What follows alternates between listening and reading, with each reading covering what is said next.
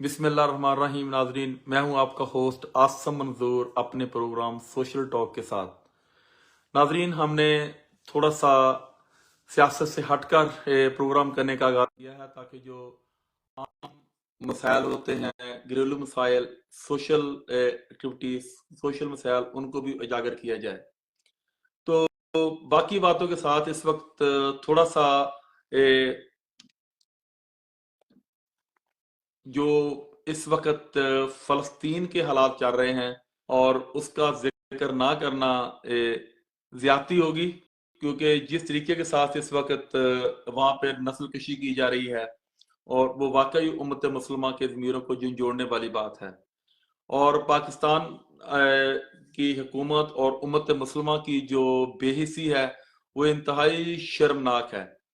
لیکن آپ دیکھیں کہ فلسطینیوں کی نسل کشی ہو رہی ہے اور بدقسمتی کے ساتھ سوائے ایران کے کسی بھی مسلم ملک نے اتنا کوئی ایکشن نہیں لیا کہ ان کو ایک سٹرونگ میسج جائے اسرائیل کو یا عالمی برادری کو. اور یقین کیجئے جو ان کی جو ساری کی ساری کمیاں ہیں، کوتاہیاں ہیں، وہ کھل کر سامنے آ رہی ہیں. اور جو کہہ رہے تھے کہ انہوں نے نام نہاد ایک OIC کا پلیٹ فارم بنایا تھا، اور وہ بھی بالکل کسی بھی طریقے سے وہ کارآمد نہیں ہے. تو یہ واقعی امت مسلمہ کی بے حسی ہے. یقین کیجئے کہ جس طریقے کے ساتھ وہ جنہوں نے جس طریقے کے ساتھ وہ فلسطین کے مسئلے کو ڈیل کر رہے ہیں، بدقسمتی کے ساتھ کوئی بھی مؤثر آواز جو ہے وہ نہیں اٹھ رہی. تو تھینک یو. میرے ساتھ میرے اہل مہمان جناب خالد صاحب ویلکم کرتے ہیں آپ کے شو میں.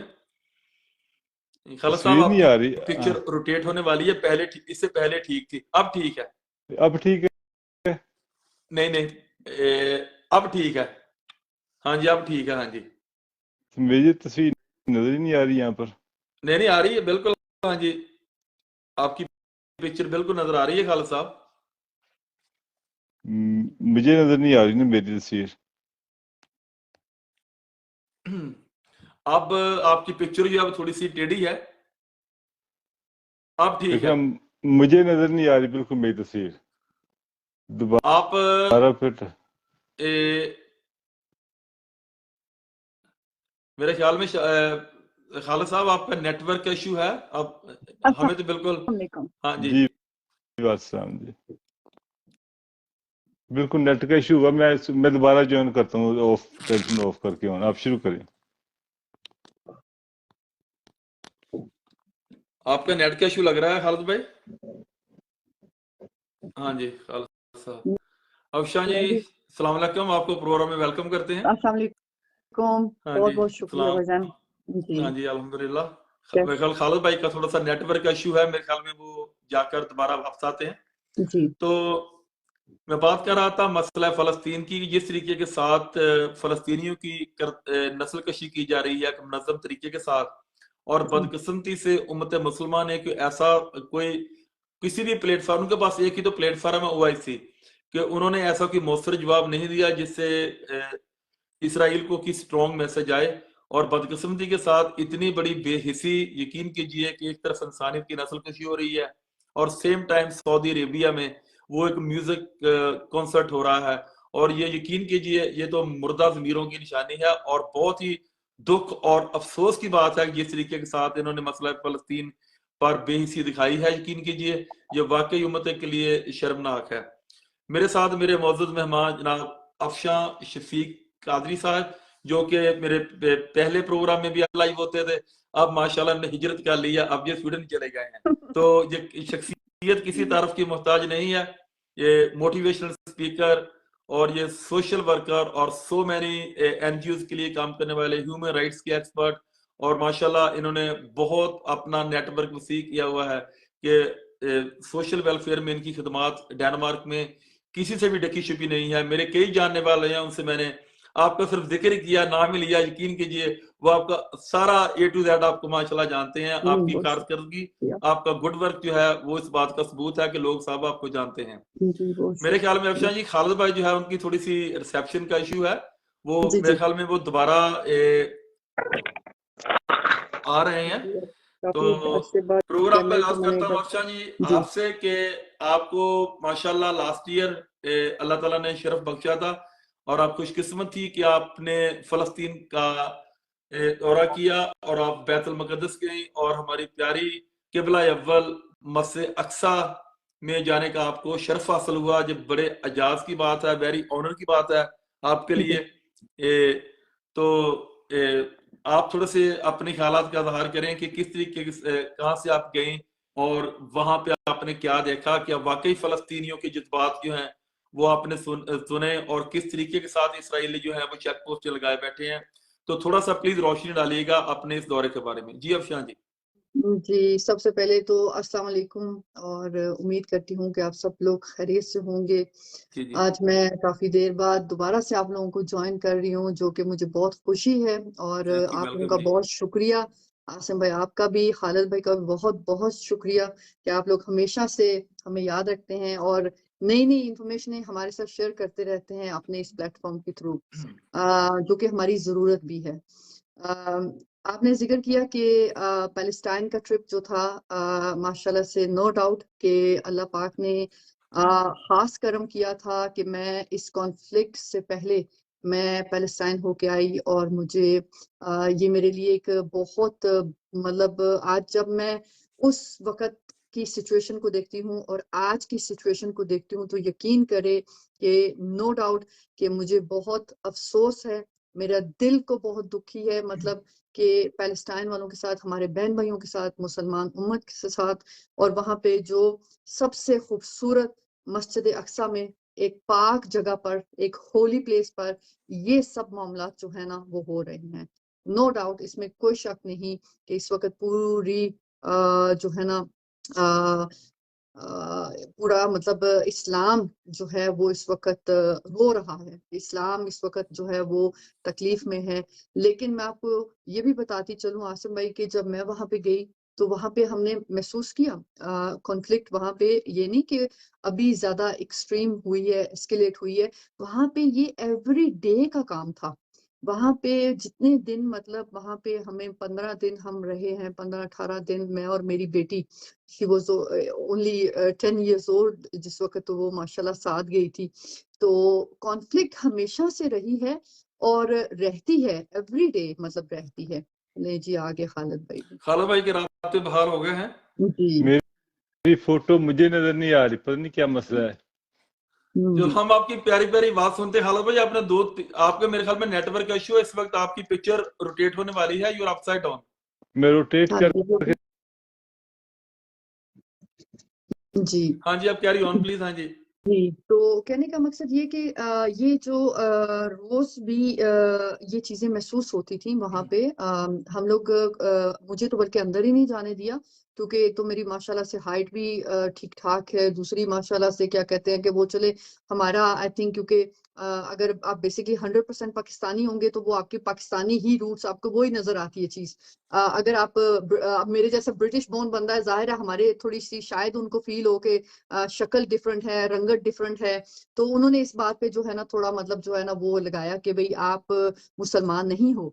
मैंने कहा कि मैं मुसलमान हूँ, what do you mean by that? आपने खड़े खड़े मुझे बोल दिया कि मैं मुसलमान, लेकिन मैं तो इंसान आपको डायरेक्ट जब ये कोई बोलता है कि आप मुसलमान नहीं है, तो आप सोचें कि इंसान के ऊपर कैसी वो कैफियत होती है, मतलब कि आप एक होली प्लेस पे खड़े हैं और आपको ये कहा जा रहा है कि आप मुसलमान नहीं है और आप अंदर नहीं जा सकते। आप तो बेहतर मुझे है कहते हैं जी, तो फिर मुझे उन्होंने कहा कि जी आप कुरान की आयत पढ़ें कोई, तो मैंने जनाब पहले दिन कुरान की आयत पढ़ी, तब जाके उन्होंने मुझे फिर अंदर सॉरी, जाने दिया। ये क्वेश्चन आपको इसराइली फोर्सेस ने किया था या जो उधर? जो उधर खड़े थे कुछ इजरायली फोर्सेस, कुछ अंदर होते हैं, कुछ बाहर होते हैं। अब ये मिक्सचर ही है इनका, बेसिकली आपको पता नहीं चलता कि इजरायली जो है ना, अनलेस कि आपको बना, वो तो उस वक्त नए पहले शुरू के दिन थे, तो अभी तो मुझे खुद समझना था कि इजरायली किस तरफ खड़े हैं और दूसरे किस तरफ खड़े हैं। सो बेसिकली जो मस्जिद अक्सा है ना, इसमें आपको जो पैलेस्टाइन के जो हैं फौजी, मतलब वो भी आपको नजर आएंगे। लेकिन मेरा एक क्वेश्चन उनसे ये था, जब मैं एंटर हुई अपना मस्जिद अक्सा, तो मैंने वहां पे एक क्वेश्चन किया था और वो ये था, जो पहला पुलिस वाला मुझे नजर आया अंदर, میں نے اس سے سوال کیا, میں نے پوچھا کہ یہ فوج جو ہے یا پولیس جو ہے یہ کس کی ہے, لائک یہ اسرائیلی ہے یا پھر یہ پیلسٹینین. وہ کہتے ہیں کہ اندر جتنی بھی ہے یہ اسرائیلی تھی. سو دیٹ مینس کہ وہ ان کا نا ایک مکسچر ہے, کیونکہ جو باہر سولجرز کھڑے تھے یہ کافی براؤن, مطلب شکلیں ان کی جو ہے نا رنگت کالی تھی, اور مطلب آنکھیں ڈارک براؤن, اور جو اسرائیلی ہیں وہ تو آپ کو نظر آتے ہیں, وہ کافی مطلب فیئر ہے اسکن میں, ان کی جو ہے نا بال ان کے مطلب یہ سب چیزیں. لیکن ہاں ہو سکتا ہے کہ مطلب آرمی میں حلیہ مطلب تھوڑا سا ڈفرنٹ ہو اسرائیلیوں کا بھی, یہ میں نہیں کہہ سکتی. لیکن جو مجھے وہاں پہ میں نے فیل کیا, جیسے اگر وہ اسرائیلی نہ ہوتے نا تو پھر جو پیلسٹینین تھے وہ گرم نہ ہوتے, لائک جس طرح انہوں نے آتے وقت وہاں پہ جمعے کی نماز ہے تو ایک دم وہاں پہ کنفلکٹ ہونے لگی تھی, کیونکہ انہوں نے بھی آنکھیں دکھائی اور وہ آگے بندوقیں لے کے کھڑے ہو گئے. اس طرح سے جو ہے نا میں نے تھوڑا سا فیل کیا کہ آئی تھنک یہ جو ہے نا اسرائیلی بھی ہیں اور ان میں تھوڑا سا مکسچر بھی ہے. تو لائک آپ کے خیال میں جو مسجد اقصیٰ کا کنٹرول ہے وہ اسرائیلیوں کے پاس تھا جب آپ لاسٹ ایئر گئی تھی, یا دونوں مل کر اس کی کرتے ہیں؟ نہیں, دونوں مل کر. دیکھیں میں اب اس چیز کو تو میں اتنا وہاں پہ ریسرچ نہیں کرتی رہی, کیونکہ بیسکلی میں نے آپ کو کہا ہے نا کہ اب مجھے تو یہی فیل ہو رہا تھا کہ جو آرمی کے باہر کھڑے ہیں جو مجھے بار بار آیت پڑھنے کے لیے کہہ رہے تھے, اگر وہ اسرائیلی ہوتے تو پھر میں یہ بھی سوچ رہی ہوں کہ اگر وہ اسرائیلی ہوتے سولجرز تو پھر انہیں کیسے سمجھ آتی قرآن کی آیت. آئی مین کہ بالکل صحیح بات ہے. ہاں جی, ہاں یہ تھوڑا خالد سا بھائی میں ویلکم. اب ذرا وہ ڈبل مائنڈڈ میں ہو گئی تھی, لیکن اب ٹھیک ہو گیا. خالد بھائی یہاں پہ ٹھیک ہے؟ جی ہاں میری جی یہاں پہ تصویر ٹھیک تو نظر ہے. آتی نہیں. اب بڑی تگودو کرنی پڑی آپ کو. چلیں, نہیں وہ کہہ رہے میری ہیں ان کو تصویر شاید نظر نہیں آ رہی لیکن ہمیں مجھے نظر تصویر آ رہی نظر نہیں. اب صحیح آ نہیں رہی نہیں ٹھیک ہے تصویر خالد میری؟ بھائی, ہمیں نظر آ رہی ہے. ہمیں نظر چلے پرفیکٹ ایک بیٹھے ہوئے مسئلہ ہیں, ہے. ہاں بالکل جی آپ اچھی, ہاں جی اپنے بالکل سامنے آئینہ اچھی. رکھ لینا. ہاں جی بالکل, بس اور ملیے گا مت رکھ لیا یہاں ہے سے. نا. صحیح ہے. تو یہی میں سوچ رہی ہوں, میں نے آپ کو بتایا نا کہ اسرائیل میں اس وقت بھی میں نے لوگوں کو دیکھا تھا تھوڑا سا لائک بہت قریب آتے ہوئے, اور بلکہ میرے پاس اس کی ریکارڈنگز بھی ہوں گی کیونکہ ہم لوگ وہاں سے تھوڑا سا سائڈ پہ ہو گئے تھے, اور you are not allowed to use any kind of camera. جب ان کی وہ ایسی کنفلگ مطلب ریکارڈنگ نہیں کر سکتے, بہت وہ اس چیز کے لیے کرتے ہیں, بلکہ ہو سکتا ہے کہ وہ آپ کا کیمرا یا کوئی اس طرح وہ لے بھی لیں موبائل وغیرہ. تو وہ ہم لوگ سائڈ پہ کھڑے تھے, ایک یہ جو نہیں ہوتی مکئی وغیرہ بنتی ہے نا, تو ہاں جی, ہاں وہ جی. بوائل کر کے نا تو وہ اور بیچ رہے تھے وہاں پہ. تو بیسکلی ہم وہاں پہ کھڑے ہیں سائڈ پہ, اور ہم نے بڑے نا طریقے سے جو ہے نا وہ ریکارڈنگ کرنے کی کوشش کی. تو وہ تھوڑی سی ہمارے سے ریکارڈنگ ہوئی ہے, مطلب 2-3 کانفلکٹ جو تھی نا اس کی ریکارڈنگز ہم نے مطلب کی تھی, منہا نے بھی اور میں نے بھی. ٹھیک ٹھیک. لیکن اگین وہی بات آ جاتی ہے کہ اندر ایک پیسفل ماحول تھا. الحمدللہ رب العالمین کی نمازیں دونوں طرف پڑھی گئیں. جو گولڈن راک ہے آمین کے, جس سے لوگ زیادہ تر آئی تھنک وہ سمجھتے ہیں کہ وہ مسجد اقصیٰ ہے. مسجد اقصیٰ تو بیسکلی جو پورا مطلب ایریا ہے, پورا مطلب جو گراؤنڈ اس کو پورے اس کو مسجد اقصیٰ ہی کہتے ہیں. لیکن صحیح بات ہے. ہمارا جو ہے کہ وہ جی جو کالے گنبد والی ہے وہ آف کورس وہ مسجد ہے جہاں پہ زیادہ تر نماز ہوتی ہے, زیادہ تر مرد ادھر ہی ہوتے ہیں. جو دوسری طرف ہے اس طرف جناب زیادہ تر عورتیں ہوتی ہیں. لیکن وہ جگہ ہے جو گولڈن راک جسے کہتے ہیں نا, اپنا گولڈن گنبد والا, وہاں پہ بیسکلی صرف نماز کا ایریا ہے. اور وہاں پہ وہ جگہ ہے, وہ پتھر ہے بڑا, مطلب وہ پہاڑ, وہ جہاں سے نبی کریم صلی اللہ علیہ وسلم معراج پر عرش پر گئے تھے, تشریف لے کر جی گئے تھے. معراج پہ گئے تھے. جی جی بالکل. تو وہ بیسکلی وہ جگہ ہے. تو وہ پورا جو ہے نا پتھر اسی جگہ پہ آج بھی ہے, اور وہاں پہ ایک بہت مطلب خوبصورت انہوں نے نیچے اسی کے نیچے ڈگنگ کر کے گراؤنڈ مطلب بنایا ہوا ہے, جیسے آپ اندر جاتے ہیں غار سا, اور وہاں پہ آپ نفل ادا کرتے ہیں. تو بہت خوبصورت جگہ ہے. اس وقت تو ہم لوگ آتے جاتے رہے ہیں. انٹرنس پہ پرابلم کرتے تھے جس وقت آپ انٹر. تو دوسرے دن بھی میں گئی, دوسرے دن بھی انہوں نے مجھے کہا جی کہ آپ قرآن کی آیت پڑھیں. میں نے پڑھ کے سنایا, مطلب پھر جانے دیا.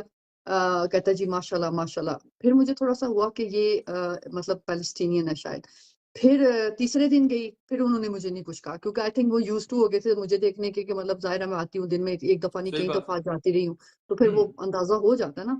تو میں نے کہا تیسرے دن انہوں نے اصل میں مان لیا کہ میں نے اسلام قبول کر لی, اس لیے انہوں نے مجھے نہیں تو اللہ چھیڑا. تعالیٰ نے آپ کو شرف, آپ کو بادشاہ بڑی خوش قسمت ہے کہ آپ وہاں پہ اس مقدس سرزمین جو ہمارا قبلہ اول ہے وہاں کی آپ نے زیارت کی, اور واقعی بہت خوش قسمت ہے. لیکن افشاں جی اب دیکھیں ایک سال کے بعد کس طرح حالات چینج ہو گئے ہیں اور دل جو ہے وہ خون کے آنسور ہوتا ہے کہ کس طریقے کے ساتھ معصوموں کا قتل عام کیا جا رہا ہے اور نام نہاد جو انسانی حقوقی تنظیمیں ہیں وہ سب بالکل بے بسی کی تصویر بنی بیٹھی ہیں. میرے ساتھ میرے دوسرے مہمان جناب کسی طرف کا محتاج نہیں، جناب خالد پرویز جوہری صاحب جو کہ پاکستان سکاٹش پریس کلب کے پریزیڈنٹ ہیں. خالد صاحب نیٹ کے ایشو کی وجہ سے آپ کو تھوڑی سی توجہ کرنی پڑی اور بالآخر آپ نے مارکا اچیو کر ہی لیا. خالد صاحب آج کل ہمارے جو پاکستانی معاشرے میں یہ جو ایک بہت سب سے بڑا جو ایشو ہے سب سے بڑا وہ جس طرح یعنی کہ جو طلاق کی ریشو ہے یہ بہت ہی زیادہ ہائی ہے. آپ دیکھیں کہ پہلے وقتوں میں انگریز جو ہیں لوکل جو یورپین ہیں یہ ہماری مثال دیتے تھے کہ ایشین کمیونٹی ہے جو بہت ان میں فیملی سسٹم ہے لیکن ان میں اس طرح کے معاملات نہیں ہیں. لیکن آپ دیکھیں کہ طلاق کی ریشو بھی ہے اور اس طریقے کے ساتھ جو گھر میں نااتفاقی ہیں جس طرح کی ہے وہ اب جو ریشو ایک خطرناک حد تک بڑھ گئی ہے اور جو ہمارا معاشرہ ہے جو ہمارا اسلامی معاشرہ ہے ہمارا ایشین کلچر ہے وہ اس سے بالکل تصادم ہو رہا ہے. جی خالد صاحب آپ اس کے بارے میں کیا فرمائیں گے؟ بہت شکریہ جی آصف بھائی. آج آپ نے ایک پروگرام جو شروع کیا ایک اچھی رونق جو ہے شروع ہوگی ہے لوگوں کو انفارمیشن اسپیشلی جو آپ نے اس کا نام بھی رکھا سوشل جو ہے ہمارا شو ہوگا جس میں آپ سوشل ایشوز کے اوپر بات کریں گے. اور افشان جی کو بھی ویلکم کرتے ہیں کہ وہ بھی ہمارے پروگرام میں آئی ہیں. اچھا آصف بھائی یہ طلاق کا ریشو جس طرح آپ نے بات کی ایک پرانے وقتوں میں آپ کو پتا ارینج میرجز ہوتی تھیں تو وہ یوزلی 98% وہ کامیابی ہوتی تھیں. تو آج بھی جو ارینج میرجز ہیں وہ تقریباً کامیابی ہوتی ہیں جو پاکستان میں جو پیرنٹس کرتے ہیں.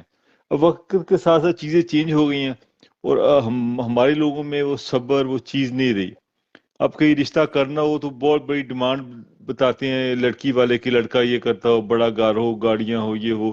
وہ چیزیں جو ہے نا اب مٹیریلسٹک طرف چلے گئی. مٹیریل جو ہے نا وہ سسٹم ٹوٹلی چینج ہوتا جا رہا ہے وقت کے ساتھ ساتھ. اور رزلٹ یہ کہ ابھی ہسبینڈ اینڈ وائف کے اندر بھی چھوٹی چھوٹی باتوں کے اوپر جھگڑا ہوتا ہے تو وہ طلاق کی جگہ تک پہنچ جاتا ہے اور لوگوں کے اندر وہ جو ہے صبر وہ چیز نہیں ہے. دوسرا جو اس وقت جو حالات جا رہے ہیں اسپیشلی میں برطانیہ یورپ ان جگہوں کی بات کروں گا جو تو لڑکے شادیاں کرتے ہیں پاکستان سے جو آتے ہیں لڑکے شادیاں برٹش بورن لڑکیوں سے کرتے ہیں تو یہ ان کا ملاپ برابر نہیں ہوتا. ان کا جو پاکستان کا مزاج آپ کو پتہ ہے کہ لڑکا پیدا ہوتا ہے کس طرح خوشیاں منائی جاتی ہیں اور کیا جب جس طرح بڑا ہوتا ہے گھر میں ماں کپڑے استری کر رہی ہے بہن جوتے پالش کر رہی ہے ایک نظام ہے کہ وہ اپنے آپ کو بھائی جی بھائی بڑا بھائی گھر میں. تو جب یہاں پہ آتے ہیں شادی برٹش بورن لڑکی سوئی رہی تو وہ یہاں پر آ کر اس کو کام الٹ ہو جاتا ہے. اس کو یہاں پر آ کے وہ کام پھر اس طرح ہارڈ کام کرنے پڑتے ہیں. تو پھر بہت ایسے حالات بھی ہیں کہ جو لوگ شادیاں کر کے آئے یہاں پر وہ بیچارے 60% لوگ جو ہے بیچارے پریشانی میں بچے ہو گئے تو زندگی گزاری. کچھ لوگوں نے جو وہ پھر دوسری طرف چلے گئے جن وجہ سے بچوں کی بھی ان کے بچوں کی بھی زندگی ساتھ رول جاتی ہے ایسے. تو یہ طلاق کا ایشو جو ہے نا اس حوالے سے ایک تو ہمارا جو ہے ہماری کمیونٹی ہے مساجد ہیں لوگ ہیں کوئی بھی اس طرح توجہ نہیں دیتا کہ یہ کیوں ہے. پرانے وقتوں میں جو ارینج میرجز کی مسئلہ ہوتا ہے تو بڑے انوالو کر کے بٹھا کے صلح کروا دیتے. تو اب وہ چیزیں نہیں رہی. اب وہ چیزیں وقت کے ساتھ ساتھ ختم ہو گئی ہیں. اب طلاق کا جو ہے ریشو ڈے بائی ڈے بڑھتا جا رہا ہے. اور جو دوسرا لوگ یہ سوشل میڈیا آ گیا ہے یہ بہت امپیکٹ ڈالا ہے. جو ڈرامے جو ہمارے دکھاتے ہیں اس میں دکھاتے ہیں کس طرح لوگ ڈرامے دیکھ دیکھ کر وہ چیزیں جو ہم دیکھتے ہیں وہ ایک اثر پڑتا ہے. اس کی وجہ سے بہت ساری چیزیں ہو رہی ہیں مگر ہمیں پتہ نہیں چلتا کہ جن لوگوں کے جو بہت ساری خواتین جو ڈیورس کے پروسیس سے گزری ہیں وہ کس تکلیف میں گزری ہیں جو بچوں کے ساتھ رہ رہی ہیں وہ کیسی زندگی گزار رہی ہیں. مجھے ریسنٹلی ایک یہاں اسکاٹ لینڈ میں ایک فیملی پاکستان سے فون انہوں نے کیا کہ جی ہماری بچی ہے 16 سال کا بچہ جوان ہے اور ساتھ 2 بیٹیاں ہیں اور اس کا جو میاں ہے टैक्सी करता है, उसने दूसरी शादी कर ली है, क्या किया, वो बेचारे परेशान है, उसको भी धमकियां लगाता है, तो हम क्या करें? तो ये बहुत सारे मसाइल आ रहे हैं असम भाई, तो इसके लिए कुछ समझ में नहीं आ रहा कि हम क्या करें। थैंक यू खालिद भाई, बहुत बहुत शुक्रिया।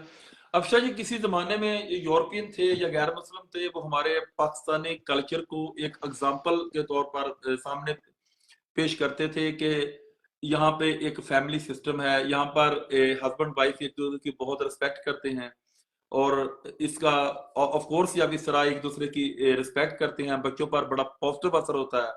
लेकिन आपने देखा कि बल्कि अक्सर आप सुना होगा न्यूज में, आगे पीछे सोशल मीडिया में भी, कि डोमेस्टिक अब्यूज जो है ये हमारा कम्युनिटी में एक पता नहीं आंसर कहाँ से आ गया, जिस वजह से हमारी जो फैमिलीज हैं वो बहुत ही मुतासर हो रही हैं।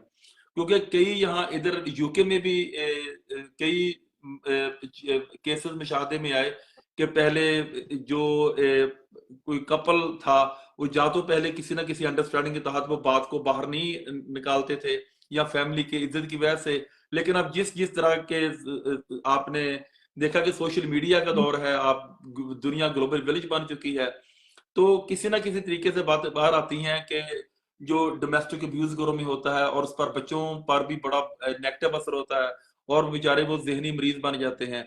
और माशाल्लाह अफशा जी, आपका इस मामले में बहुत ही वसी तजर्बा है।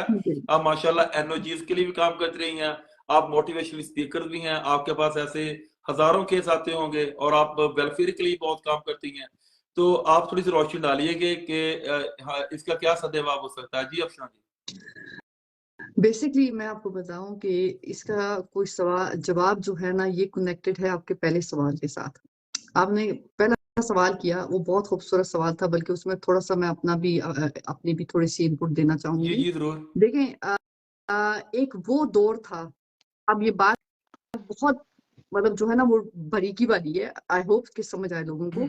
एक पहले दौर था जो हमारे बड़े बुजुर्गों का दौर था, वो लोग बहुत सारी जिंदगी के मामलात जो है ना वो कुरान के मुताबिक गुजारते थे, इस्लामिक वे से गुजारते थे, ठीक है।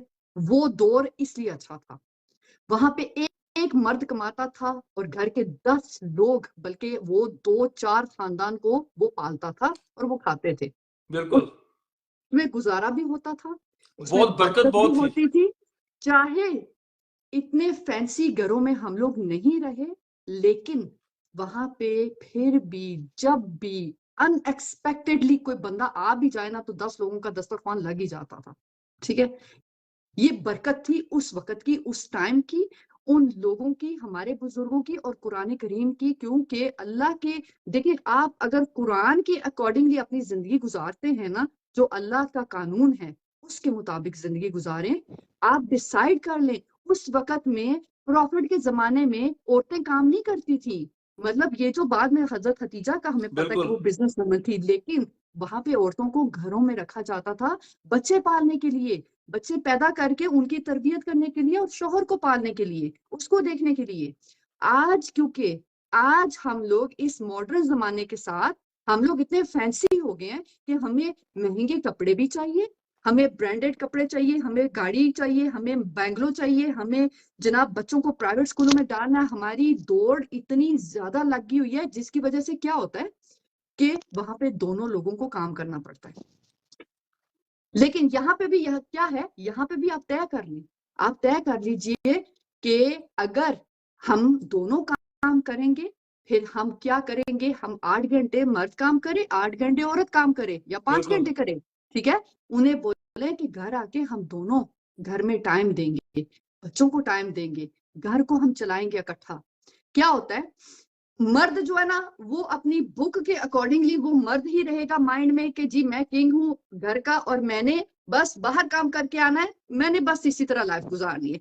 औरत जो है फ्रस्ट्रेटेड हो जाती है, क्यों, वो बाहर भी काम करके आती है, उसने घर को भी आके देखना है, उसने बच्चों को भी पालना है। अब आप यहाँ पे थोड़ा सा आ जाती हैं। मैं आपको कहती हूँ, वो आप तोल रखे ना, क्या होता है वो, उसको कहते हैं, क्या कहते हैं, तरकड़ी कहते हैं पंजाबी में, थोड़ा सा मैं पंजाबी भी टच दे दूं, तकड़ी, हाँ जी, तकड़ी या तरकड़ी जो भी कहते हैं, तोल रखें, तराजू, एग्जैक्टली, तराजू रखें और एक तरफ मर्द को रख दें और एक तरफ औरत को रख दें।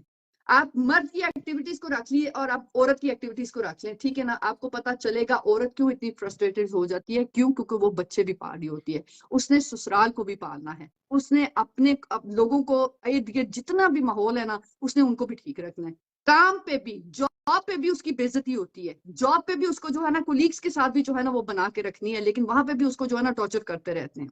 تو آپ نے یہ بیسکلی چیزیں انسان نے یہ اس طرح کی لائف نہ کہیں ہم نے خود چوز کی ہے, یہ اللہ نے ہمیں نہیں دی ہے. یہ ہماری طلاقیں ہوتی ہیں نا, میں آپ کو بتاتی ہوں طلاقوں کے پیچھے ایک ریزن ہوتا ہے. ریزن یہ نہیں ہے کہ اللہ نے ایسے لکھا تو ہو گیا, نہیں, ریزن یہ ہے کہ آپ نے خود اپنی زندگی کو اتنا الجھنوں میں ڈال دیا کہ وہ پھر اس میں سے نکل نہ پائے. ٹھیک ہے, میری اپنی ڈائیورس ہوئی, میرے پاس بہت بڑا اگزامپل ہے کہ جب میری زندگی شروع ہوئی تو ہم کیا تھے جی, میں تھی, وہ تھے, ہم نے جی یہاں پہ بنایا, پیسہ کمایا, گھر بنایا, اور پھر پیچھے بنایا, اور فلاں کو دیا, فلاں کو, ان کا یہ ان کے میں بتا رہی ہوں, اس کو دینا, اس کو دینا, اس کو دینا, اس کو کرنا, اس کو کرنا. اچھا وہ کر کے کیا ہوا, گھر کا اس کو نہیں پتا چلا بندے کو کہ گھر میں تمہارے پہلا ایک بچہ تھا, ایک ذمہ داری تھی, اب 2 بچے ہو گئے ہیں, بجٹ بھی وہ زیادہ ہو گیا ہے, اب 3 بچے ہو گئے ہیں, ان کا بجٹ الگ سے ہی زیادہ ہو گیا ہے, لیکن پیچھے والوں کی سوئی ادھر ہی اٹکی ہے کہ بھائی جی تو 20,000 بیچتا رہا ہے, تو ابھی اتنے سالوں سے 20 بیچ رہا ہے, اب 30 کیوں نہیں بیچتا تم. وہ یہ ہرگز نہیں دیکھ رہے جو کہ قصور ایک گھر ٹوٹتا ہے نا جناب, میں آپ کو بتاتی ہوں, گھر ٹوٹنے کے پیچھے صرف ایک میاں اور ایک بیوی نہیں ہوتے, گھر ٹوٹنے کے پیچھے بہت سارے لوگ ہوتے ہیں. یا باپ پیچھے سے ٹانگ بیٹے کی کھینچ رہا ہوتا ہے, یا بیٹی کی یہاں پہ ماں کھینچ رہی ہوتی ہے اس کو. ٹھیک ہے جی, تو گھر توڑنے میں بہت سارے لوگ انوالو ہوتے ہیں. اور میں نے آپ کو بتایا نا کہ اگر آپ خود فیصلہ کر لیں کہ آپ کو اکارڈنگ ٹو اسلام اور قرآن کی زندگی گزارنی ہے تو بیوی کو گھر میں رکھیں. پھر آپ صرف آپ مرد ہیں, آپ کما کے لائیں, یہ آپ کی ڈیوٹی ہے, اللہ نے آپ کی ڈیوٹی لگائی ہے, آپ گھر کا جو ہے نا نظام چلائیں. اگر آپ کہتے ہو کہ نہیں میں نے تو ماڈرنائز زمانے کے تھرو میں نے اس کے ساتھ چلنا ہے, میں نے تو ماڈرن لائف بنانی ہے, میں نے اپنے میری دوست نے 3 گاڑیاں رکھی ہیں, میں نے 4 رکھنی ہے, کیوں؟ دکھاوا بازی ہمیں بہت آ جاتا ہے. ٹھیک ہے, تو پھر یہ چیزیں جو ہے نا یہ پھر گھروں کو تبھی تباہ کرتی ہیں. وائلنٹ کہاں آتا ہے؟ وائلنٹ ایسے نہیں آ جاتا, انہی فرسٹریشنز کی وجہ سے مرد عورت پہ وہ ہو جاتا ہے, عورت مرد پہ ہو جاتی ہے. پھر کیا ہوتا ہے کہ جب ان کو کوئی دوسرا نہیں نہ ملتا حل, یہ ہاتھ اٹھانا شروع کر دیتے ہیں. مرد کو اتنا پھر جو ہے وہ ماں کو تھوڑے مارے گا, بہن کو جا کے تھوڑے مارے گا, اپنے بھائی کو تھوڑے مارے گا, وہ اس کی فرسٹریشن آ جا کے بیوی پہ نکلے گی. اچھا بیوی کا کیا ہے, بیوی نے جا کے کوئی اپنے مائکے میں تھوڑا بتانا کہ جی میں ایسے ہوں ویسے ہوں, نہیں, اس نے کہنا ہے جی کہ وہ بھی اس نے شوہر پہ ہی نکالنا ہے. ٹھیک ہے, تو یہ چیزیں اس طرح سے پیدا ہوتی ہیں, کریٹ ہوتی ہیں. یا پھر کئی گھروں پہ ایسا ہوتا ہے انفارچونیٹلی جہاں پہ مرد ذمہ داری نہیں اٹھاتا, وہ پاکستان سے برا اس کو عادت ہوتی ہے, سٹیٹس کی اس کو عادت ہوتی ہے, وہ یورپ میں آ کے ایک ٹوٹلی, اور یہاں کی عورت جو ہے وہ بیچاری وہ بدبخت وہ صحیح کہتی ہے, اس کو دیکھیں, اس کو بھی وہی شوہر چاہیے جو پاکستان کی عورت کو چاہیے. مسئلہ صرف یہ ہے کہ مرد جب پاکستان سے آتا ہے وہ یہاں کی عورت کو جو ہے وہ اس طرح سے وہ اہمیت نہیں دیتا, اس کو وہ ریگارڈ نہیں دیتا جو وہ پاکستان میں اگر بیوی کرتا تو اس کی جتی کے نیچے لگا رہتا, وہ اس کے لاڈ اٹھاتا رہتا. تو یہ چیزیں جو ہے نا یہاں پہ آ کے ساری فلم ٹوٹ جاتی ہے, ساری جو ہے نا گڑبڑ اٹھ جاتی ہے. ہمیں یہ چاہیے مردوں کو بھی عورتوں کو بھی کہ پہلے سے چیزوں کو ڈیسائیڈ کر لیں کہ بھائی جی آپ کو زندگی, اگر تو آپ کو چاہیے کہ گھر میں سکون ہو, بیوی کی زندگی میں سکون ہو, ٹھیک ہے, گھر ٹیبل پہ کھانا لگا ہو, کپڑے استری ہو, یہ ہو وہ ہو, یہ بھی تو غلط ہے ناصر بھائی کہ دیکھیں اب عورت اگر باہر بھی کام کر کے آ رہی ہے اور مرد کی پھر بھی یہی تو اس کی امید ہے کہ جی کپڑے بھی اسی نے استری کرنے, ٹھیک ہے, وہ مطلب ٹیبل پہ کھانا بھی اس نے لگانا ہے, نہ کہ وہ خود اٹھ کے جا کے لے آئے. بھئی اس بیچاری کو بھی تو کوئی پوچھے کہ بھئی جی تمہیں کوئی کھانا دے, اس کو کس نے پوچھنا ہے. تو یہ اب ڈیوٹی یہاں پہ تھوڑی سی کیا ہوتی ہے, کمیونیکیشن کا فیلئر ہوتا ہے جو کہ یہ آپس میں نہیں کرتے. عورت کو اگر تکلیف ہے تو مرد اس کو کبھی نہیں کہے گا, یا مطلب کچھ مرد اس کو نہیں کہیں گے. فار ایگزامپل کہ جی بیوی کو کہ بٹھا کے چلو یار آج تم بیٹھ جاؤ میں کھانا بناتا ہوں, یہ ہوتی ہے انڈرسٹینڈنگ, یہ ہوتا ہے کمیونیکیشن. بچوں کے لیے آپ مل کے بچوں کے سامنے آپ ایسی کو ماحول بنائیں, ایسی کوئی مطلب وہ کریں کام کہ ان کو بھی اچھا افیکٹ ہو, وہ بھی خوش ہوں, وہ بھی اپنی زندگی کو بہتر سے بہتر پہ بنانے کی کوشش کریں. تو یہاں پہ ساری جو یہ چیزیں ہوتی ہیں نا, یہ ہے کہ جتنے زیادہ ہم نے پھر نا وہ اپنی خواہشات کو بڑھا دیتے ہیں نا تو پرابلمس بھی اتنی ہی بڑھتی ہیں. یاد رکھیے گا کہ آپ جب ایک آسائش کو اپنے انوائٹ کرتے ہیں نا زندگی میں, تو آپ ایک پرابلم کو بھی ساتھ انوائٹ کرتے ہیں. آپ دیکھیں बहुत آپ बहुत بزنس शुक्रिया مین अफशान जी آپ आपके بزنس مین तफसीली ہے نا. जवाब का نہیں और यकीन آپ कीजिए जो بزنس आपकी مین बातें ہے. हैं میں ना ایک چھوٹی बिल्कुल سی بات کروں گی, چھوٹی سی بات. آپ بزنس مین ہے دونوں بھائی. میں آپ کو یہ بتاتی ہوں کہ جیسے کہ لیٹس سے کہ آپ نے بھابی نے کہہ دیا آپ کو کہ جی مجھے اگلے سال نیا ماڈل گاڑی کا چاہیے, کچھ نئی گاڑی چاہیے, ٹھیک ہے نا.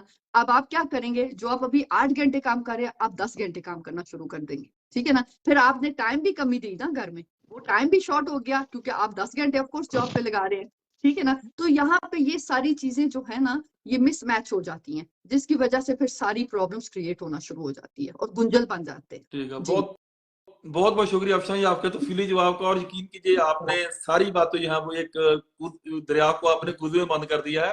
बिल्कुल यही जबरदस्त. जो प्रॉब्लम्स होती हैं कि जी जिनकी वजह से घर में जो मिसअंडरस्टैंडिंग होती है और ये बहुत बड़े जो तबाही की तरफ जाता है. जी खालिद बिल्कुल. भाई आपने बहुत से इमिग्रेशन लॉयर के साथ आपने काम किया है और तकरीबन हर हफ्ते आप एक ना 2 प्रोग्राम करते हैं.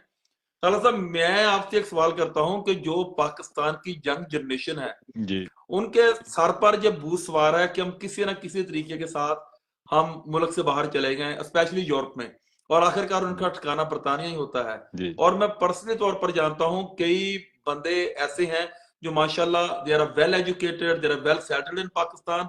इसके बावजूद भी वो 1 करोड़ या 1 करोड़ 20 लाख रुपया लगाकर यूरोप में आना चाहते हैं. तो जी खालिद साहब आपके ख्याल में अगर एक बंदा वेल एजुकेटेड है, उसका पाकिस्तान में फ्यूचर ब्राइट है और ही इज सेटल पर्सन, क्या उसके लिए ये वर्थ है कि वो इतनी रकम लगाकर वो इस तरह यूरोप में आए? तो क्या आप इस के ख्याल में ये फिजिबल है? आप इस सारे सिस्टम को किस तरीके से देखते हैं जी खालिद साहब? जी बहुत शुक्रिया आसमी सूरत हाल ये कि पाकिस्तान के कुछ हालात ऐसे हैं कि लोग वहाँ से भागने की कोशिश करते हैं. कोई ज़मीनें बेच के कोई ऑस्ट्रेलिया जा रहा है, कोई कनाडा की इमिग्रेशन कर रहा है. तो आजकल जिस तरह के यूके के हवाले से आपको पता है कि वर्क परमिट्स खुले हुए हैं, हेल्थ केयर के हवाले से केयर असिस्टेंट के वीज़े हैं. वो कुछ लोगों ने कंपनी बनाई हुई है कि 20-20 हज़ार में वो पाउंड में वीज़ा बेच रहे हैं, जो कि टोटली जो है इलीगल है. उसके अलावा होटल्स के वर्क परमिट भी हैं, रेस्टोरेंट्स के. तो जो हमारे में कुछ दोस्त ऐसे हैं जो कि ये शोखी मारते हैं कि जी मैं यूके में काम करता हूँ, मैं 2000 पाउंड अर्न करता हूँ, या मैं यूके में काम करता हूँ 400 पाउंड वीक का अर्न करता हूँ, 1500 पाउंड अर्न करता हूँ महीने का. अच्छा, वो 1500 पाउंड को वो पाकिस्तान के हिसाब से बताते हैं कि जी 4 और 3 7 लाख रुपए महीने का कमा रहा हूँ.